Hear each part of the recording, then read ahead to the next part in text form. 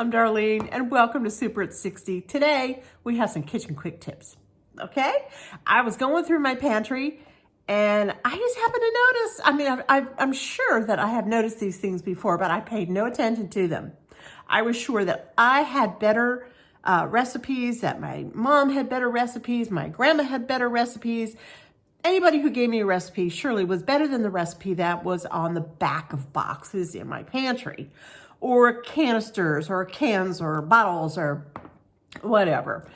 So I decided to pull some things out, and I'm going to go over some of those things with you today. I bet you anything you guys have some of these very same products in your pantry or somewhere in your kitchen that you use on a daily basis. So the first thing that I have in my hand here is something that will be very familiar to many, many, many of you, if not all of you. Just simple kitchen baking powder, the stuff that you pull up every day to make whatever you want to make.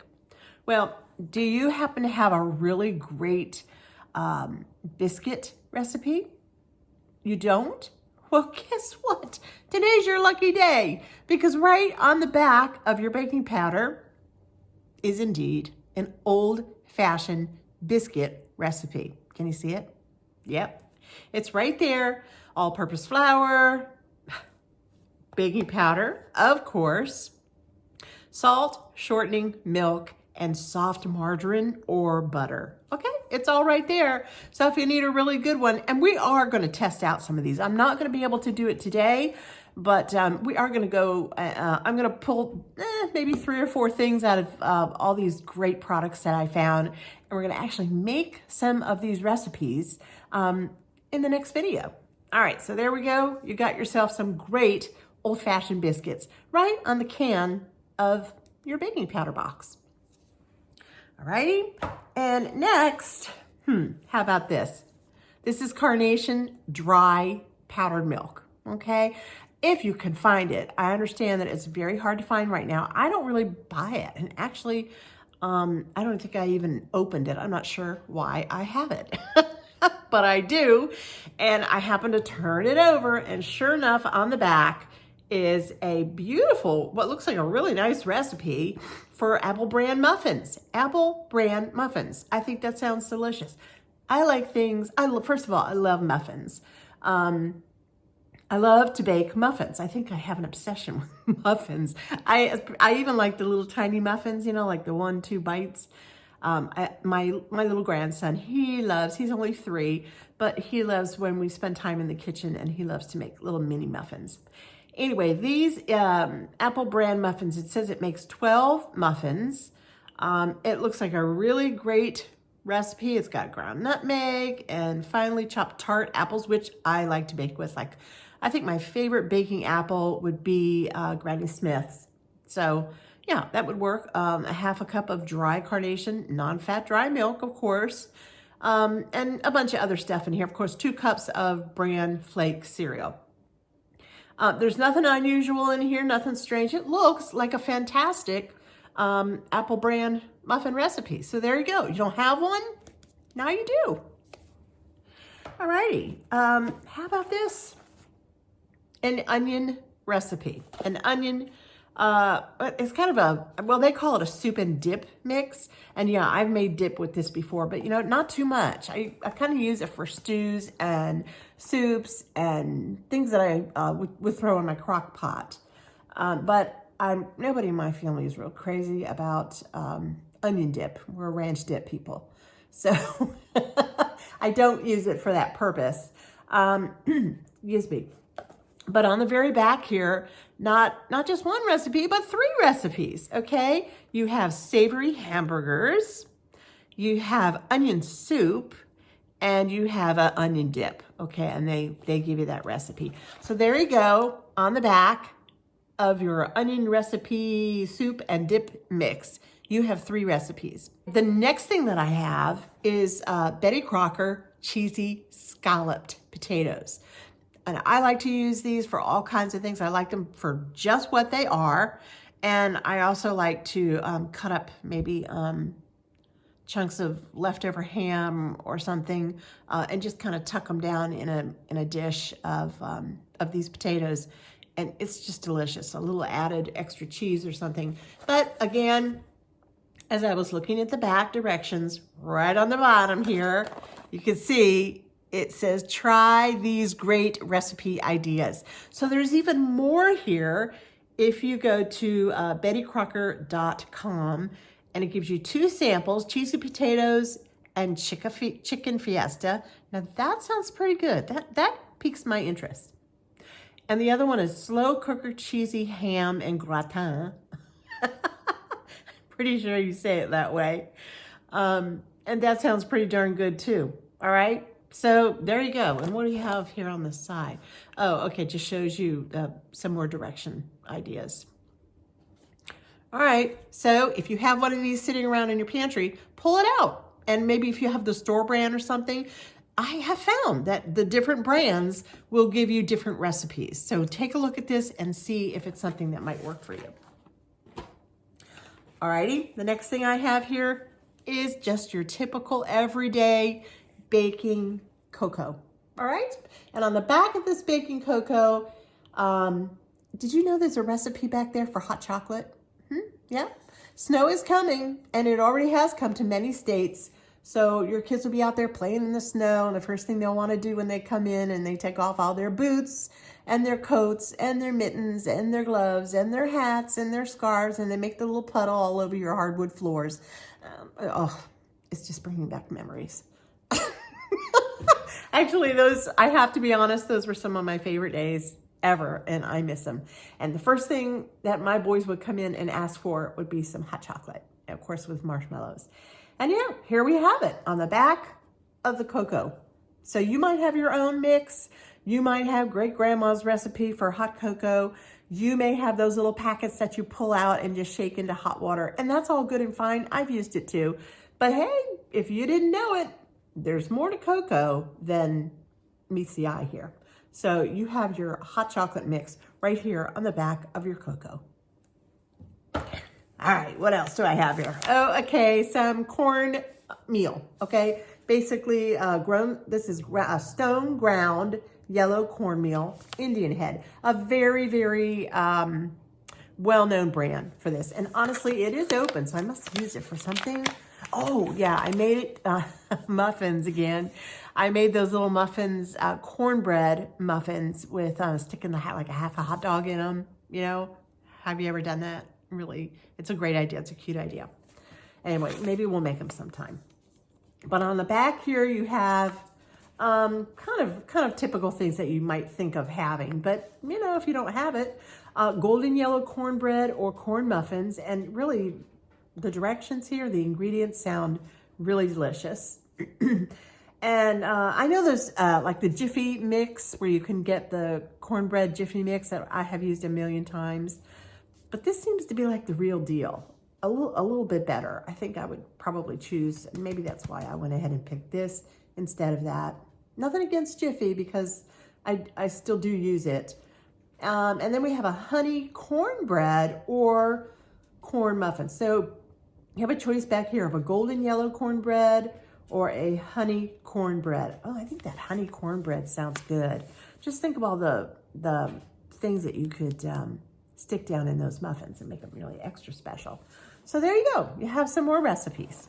Okay, oh, and look at this, a baking mix. The reason that I think that some of these recipes, and maybe some of you have tried some of these recipes and you have an opinion one way or the other, these products, they want to sell their products, okay? They want to sell them.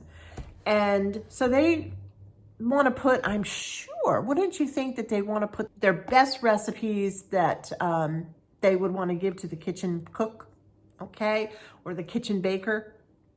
So I think some of these things just might be worth trying. On the back of this Aldi box, we have, of course, old-fashioned pancakes, not just regular pancakes. I think it's that old-fashioned that they think people really just love. Oh, they've got a banana bread recipe. Now, I have several banana bread recipes, and I use them all at one time or another, but I'm always looking for another one. This one sounds wonderful, and they sound pretty easy too.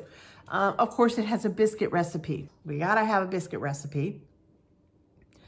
And it's got a strawberry shortcake recipe. Okay, I don't know about that one, but chicken fingers. Okay, now that kind of piques my interest as well. Chicken fingers. Okay. Well, there's 5 recipes alone. 5 recipes. Oh, again, on the other side, for complete recipes and tips, visit aldi.us/recipes. How about that? Did you know that that even existed? I didn't. Anyway, it says bake more with Baker's Corner, loaded pancakes, breakfast muffins, and savory meat pie. Those are 3 things that are supposed to be pulling you in. So I bet they're pretty good. I'm gonna go there and I'm gonna try and I'm gonna check it out. We just might be making some of those. All right, who doesn't have a box of breakfast cereal bran flakes, okay? And you can bet you know what's on the back of these. Oh yeah, but listen, cranberry banana cereal muffins. I think this sounds really good. Anything cranberries, anything bananas, okay. But I think cranberry banana is one of my favorite combinations. And if this doesn't have some kind of orange in it, then I don't know if I'll even make it. Or I'll just add it myself. Ooh, right away, it's got almond milk in it. That's gotta be good. It's got pure maple syrup in it. That's gotta be good. Pure vanilla extract. That has to be good too. Coconut oil. Oh my goodness, these things sound wonderful. Now this calls for a 1/2 cup of dried cranberries and a 1/2 cup of chopped pecans toasted. All right, and then the recipe that's right underneath it, bran flakes, French toast. Guys, this sounds delicious. I was looking at it last night. It really, really does sound good. Who would have known, right? On the back of your bran flakes box. It's special. Okay. We're just gonna keep rolling along here. I've got just a few things left. You know what? I'll be right back. I gotta let the dog out. She's looking at me kind of funny. Come on, Brad. Okay, you have to stay in the yard, right? You promise to stay in the yard? I mean it. You stay in the yard. Okay, the next thing I have here are good old saltine crackers, okay? And on the back, they give you what sounds like a delicious recipe, once again, for bone broth chicken noodle soup. Not just anyone, but bone broth chicken noodle soup. Here is a ziti box, and this is from Walmart. And if you look on the back, you will find a 1-pot pasta with spicy sausage. Does that sound good? I mean, I have to be honest. I wish I had that on my stove right now. So I could surprise my husband when he comes home from work tonight, because I think it sounds fabulous. You know, sausage, it gives you some wonderful things to add here, chopped garlic and oregano leaves and cayenne pepper and crushed red pepper, just 1/2 teaspoon, 1/4 teaspoon, just little bits, chopped onion, ground Italian sausage, and a few other things in here. Nothing difficult. You can see for yourself. Nothing difficult. They give you the directions all the way down. So everything you need to make a really wonderful recipe, I'm sure, when you see recipes day in and day out and you look at them really carefully, you look at a new one very carefully, you can sometimes you can get an opinion right away, and you can kind of know, I don't know about that. Something's missing, or I don't know about that combination of certain ingredients. But there's nothing odd about that to me. In fact, it sounds pretty darn good, like I said. All right, the next thing here, of course, is a box of lasagna noodles, all right? And on the back of this, you know what you're gonna get. You're gonna get a recipe for wonderful lasagna, and it all sounds good. If anyone's gonna know their lasagna, it's me, okay? Yeah, what can I say? We know our Italian food in this house. And there's nothing odd here. It all sounds yummy. They start with ground beef. Okay, now there I have issue. You can't just have ground beef. It's gotta be 1/2 ground beef and 1/2 ground pork. So I don't see that. And I'm not talking about, if you want a really good lasagna, I'm gonna tell you a little secret right now. If you're gonna use hamburger, meat, ground beef, that's all good and fine. But like I said, you have to have some sausage in there somehow. Don't just go and get that little package of ground sausage like you buy your ground beef. Get a package of the 5-link Italian sausage. You can get hot, you can get mild, you can get medium. I prefer the medium. And just take them out of the casing. Just take a knife and slit it right down the middle. Just take out the meat, throw the casings away, and then you ground that all up. Just fry it all up with your hamburger, and there you go. Okay? Then add everything else here that it's asking for. And if you don't have a delicious lasagna recipe, just buy a box of lasagna, and I bet you'll find some wonderful, wonderful things. Okay, now we have some powdered sugar with a little bit of leek in it. That's just great. All right, on the back there, it has a cream cheese frosting, a yummy cream cheese frosting recipe. Yep, it sounds delicious to me. Okay, that's worth having. That's worth having, that whole leaky bag. Well, no, I'm going to save that one for last because I have a favorite there. I told you I love muffins, so, all right. This is a package of flour tortillas, and on the back, you think you know how to make quesadillas? Well, maybe you do. Maybe you really do. But on the back here, I have to tell you, excuse me, this says chicken quesadillas. It has strips of chicken, slices of green onion, yellow pepper, diced tomato, pinto beans, shredded cheddar, Monterey Jack cheddar, chicken, of course. It just sounds delicious. I think I might try this one time too as well, because this is something we would eat. This, I think, sounds delicious. I have used these shells time after time after time, and I have thrown the package away, a million times, not even turning it over and considering what might be on the back. I'm kind of psyched about that. I think that sounds wonderful. Okay, and the thing that I saved for last, I'll go on, and I'll save that for last. All right, the last thing I found here, well, there's two last things, okay? I have two. I don't know if I can pick both of these up. All right, I have a Crisco, and I have the Aldi brand, okay? And now, let's see what kind of recipes are on the back of both of these. They have given different recipes. So on the back of the classic Crisco, we have a Crisco pie crust. Looks like a delicious pie crust. Probably something worth trying, okay? And on the back of the Carlini, which is the Aldi brand, you are given, let's see, where'd you go? All right, all right, a strawberry shortcake recipe. How interesting. No pie, pie crust, which I kind of thought might be on the back there, but it's not. So I'm thinking this strawberry shortcake recipe, if you love strawberry shortcake, I would give this a try. The fact that they did not put a pie crust on the back here says to me anyway, maybe they were just, everybody knows how to make a pie crust, so let's give them something special. And of course they even show here on the front a strawberry shortcake. So again, it might be something worth looking into. Okay, let me move some of this out of the way. I have a couple other things I wanted to talk to you about just real quick. Remember, this is kitchen quick tips, and I'm not being very quick today. All right, the last thing I wanted to show you is a bag of walnuts. Okay, it's just a plain old bag of walnuts. Here, I would take, and I have taken, as you can see, it's about half empty. I have taken so many walnuts out of here and just put them through the crusher. I'll crush them with my hands, break them into little pieces, and not even cared about the bag. When it's done, it's done. You toss the bag and everything's gone, right? All right, well, if you look on the back here, holy mackerel, I thought I had found, like a treasure. Blueberry lemon walnut bread.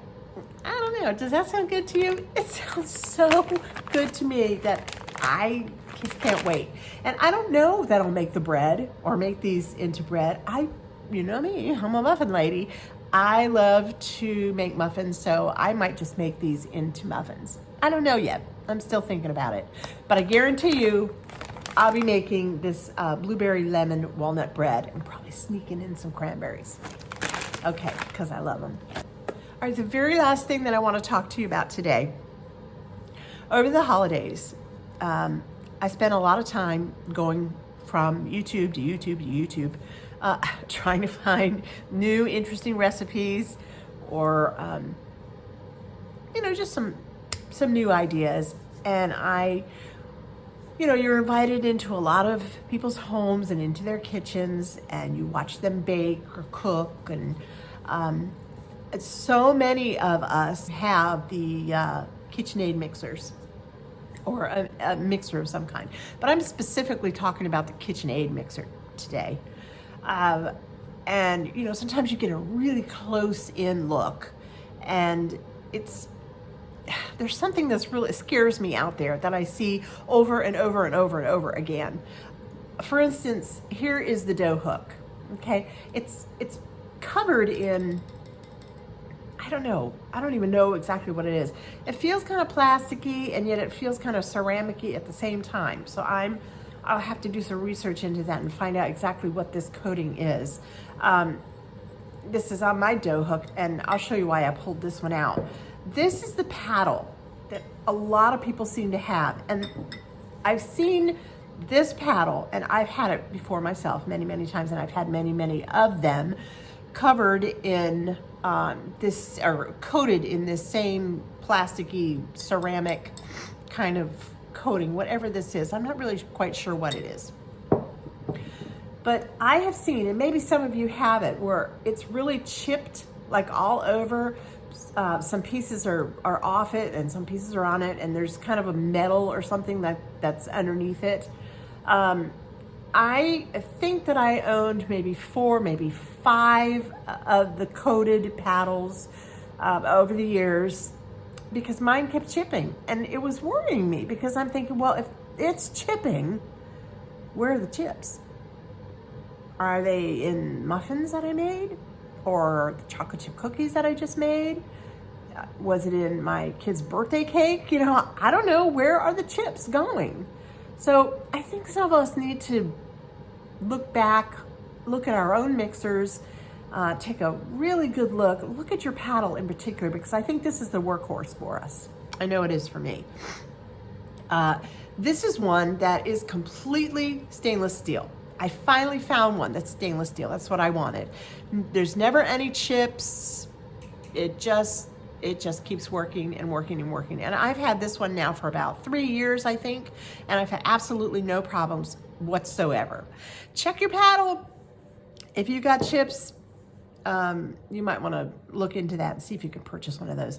I just looked at my bread making paddle this morning really, really carefully. And I did. If you can look up close, look right there. See that little chip? It's starting to chip. So I'm going to look into finding the same type stainless steel in my dough hook. Now, some of you have all stainless steel because you have the newest and the greatest, and that's great, and I'm so happy for you. I do not, and I'm not ready to make that step yet. I love my mixer. I love my mixer. And I've had it since the beginning of our marriage. I've had it for 33 years.